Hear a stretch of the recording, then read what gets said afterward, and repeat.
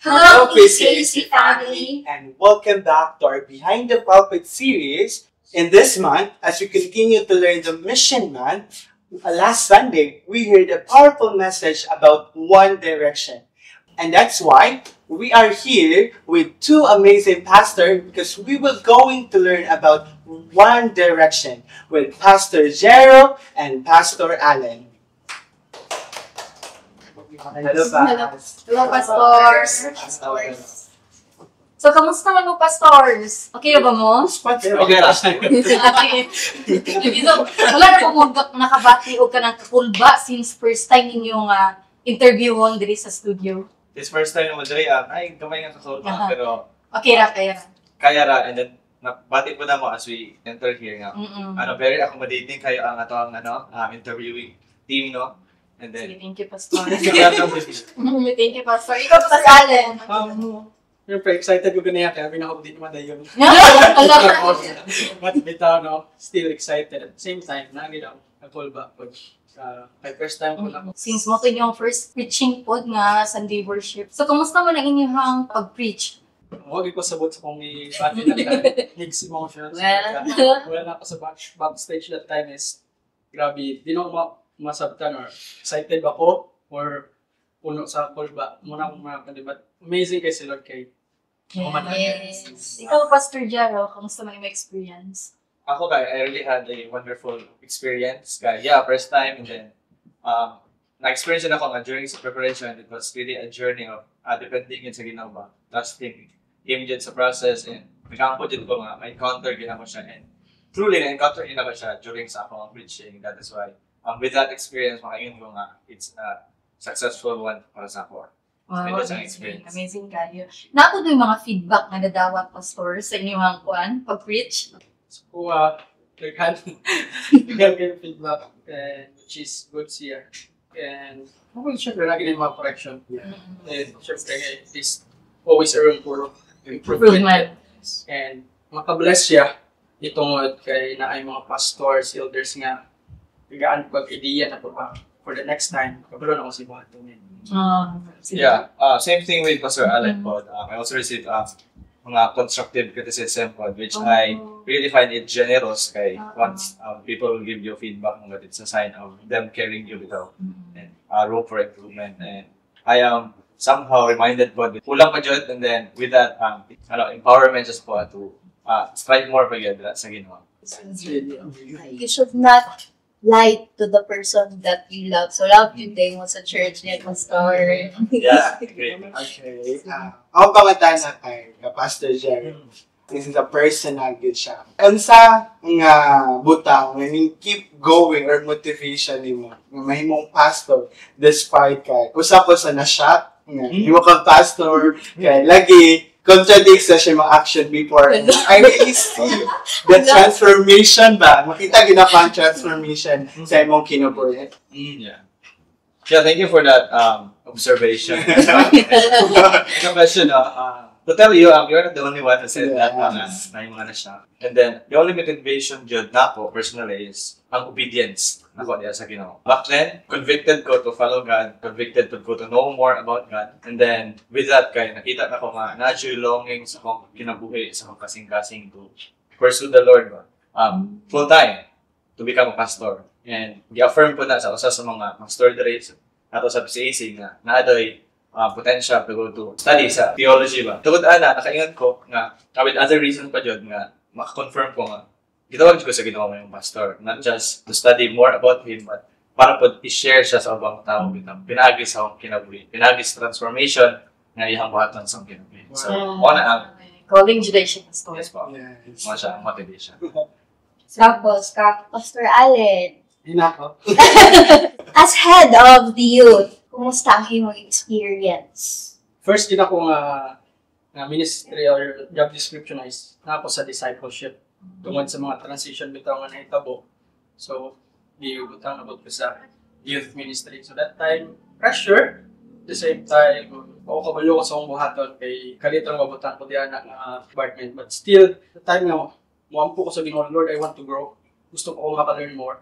Then God put me sa sina nga department in order for me to grow the doing good for this time. And na-enjoy ko sa ministry nga na sa youth. Grasya ra gyud sa Ginoo tanan. God's plan is better than our plan. Yes, Diba? To Pastor Jero, you said, through our actions, we call others for Christ. So, unsa may mga practical nga examples, Pastor, sa ato ang daily life nga makapakita nga we are truly living for Christ's mission. That's a very good question, no? Jud, nga kinahanglan gyud mga practical ways ba para to determine at the same time to display ang transformation nga hitabo sa kinabuhi. One thing nga akong gusto i-share is na importante jud as a Christian, as a tao nga gi-transform na sa Ginoo is na kinahanglan ta ang kinabuhi og mission-oriented nga kinabuhi. Ako ang mga kinabuhi personally, importante gyud nga daily kinabuhat gyud nato ang personal devotion, ato ang personal prayer time diya sa Ginoo kay with that nang God permit ang ma-remind sa mission-oriented nga kinabuhi nga. And then, tungod pa na, if we are going to do that every day, mura siya ganang pagligo, bitaw mura ginabas na taong kagalingon, bitaw sa presensya, sa pulong sa Ginoo. And once we do that, we are always reminded yun na nadyo yung mission, nadyo yung ginentrust ang Ginoo nga to do the mission yun sa ubang tao. And pinaagya na, we can live without compromise. If we live without compromise, we need to understand asa tagi-play sa Ginoo. It could be nag-eskwela ka, no? It could be nagtrabaho ka, it could be nakakasausa ka crew, or you are doing a lot of social media, or even sports. Kay pinaagya na, you are really making a difference sa kanang mga people ba nga nagapalibot nimo. And even kita nimo nga they're compromising things because they are doing bad things. And ikaw na nakadira nagabuhat gyapon sa maayong nga butang bitaw despite ato nga mga pangitabo. Pinaagya na you are doing mission. Though not man siguro nga you're always sharing Christ, but even sa atong personal lives, personal testimony, you are doing mission. If given a chance, you can take that as an opportunity nga to share Jesus. Lagi, Pastor, kay usahay lahi man jud mga priorities and goals sa ato ang kinabuhi. But God is calling us to align our hearts and of course towards one direction. Isa ka sa tibutang, God is calling to God to share sa iyang gospel, to share sa iyang words. Diba, Pastor? So, Yeah, that's right. Pastor Alan, as pastor, how can you describe someone doing mission in one direction without transformation? Like, for example, called to serve God, pero walay transformation. Kumbaga, pakitang tao lang outside, but inside, whole nga ka na in Jesus Christ follows him. Kanang siyang question is, kita na to siya reality. Yes, we can serve the church. Serve sa church, we can express our worship, express sa own worship. At the same time, we can join mission. But remember, possible kung tayo ito mumulive ta sa compromise. Compromise ng tanan. And kana siya is, malive ta sa compromise nga niya na if our hearts na totally surrender diya sa Ginoo. That's why there's a lot of people nga wala sila na aware or kaning ginaingon nato nga kaning person nga who are emotionally driven versus sa kaning tao nga person who filled with the Holy Spirit. Yes. Kung feel nimo mo simba ko ron, simba ko. Kung feel nako nga mubasa ko Bible ron, mubasa ko. Kung feel nako nga worship ko sa Ginoo din, worship ko. Kani ang wala na sabtan or wala na klaro sa mga Christians nowadays.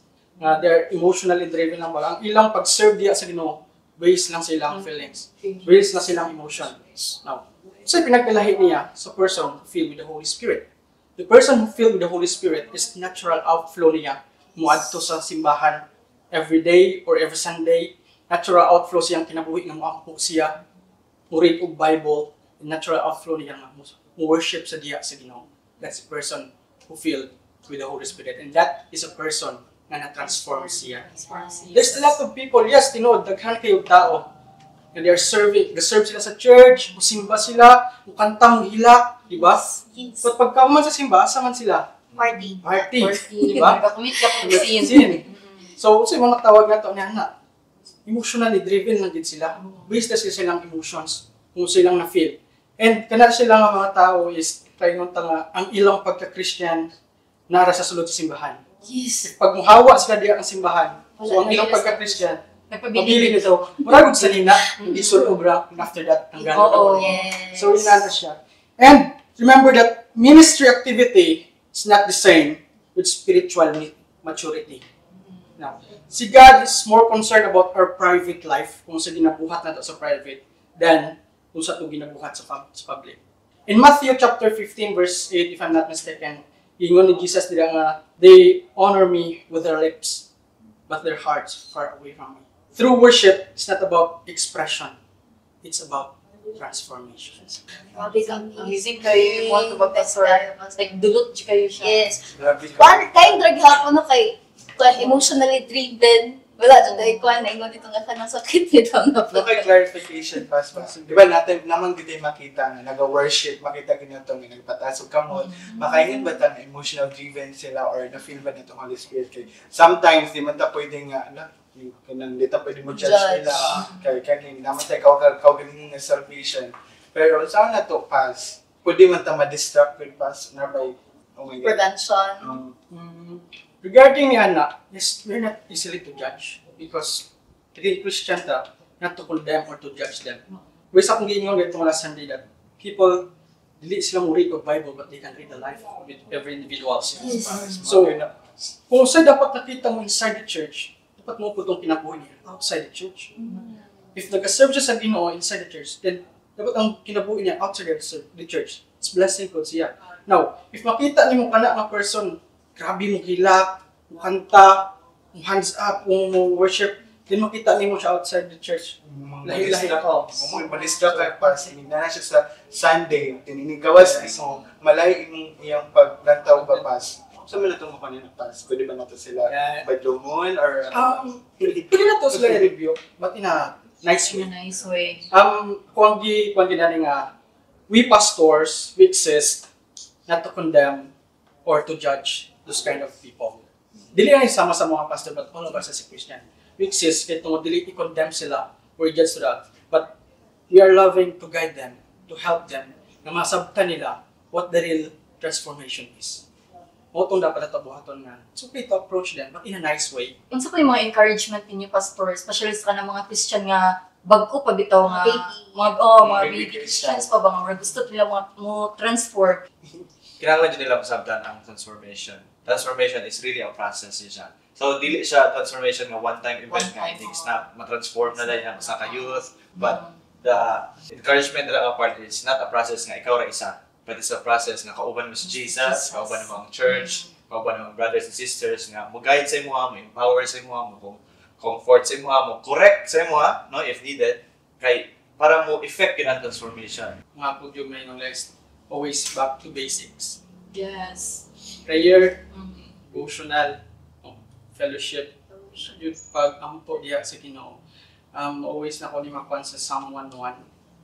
Psalm 1 verse 1 to 3, it says, "Blessed is the man who does not walk in the counsel of the wicked, nor stand in the way of the sinners, nor sit in the seat of scornful, but the blessed man is those who meditate the word of God day and night."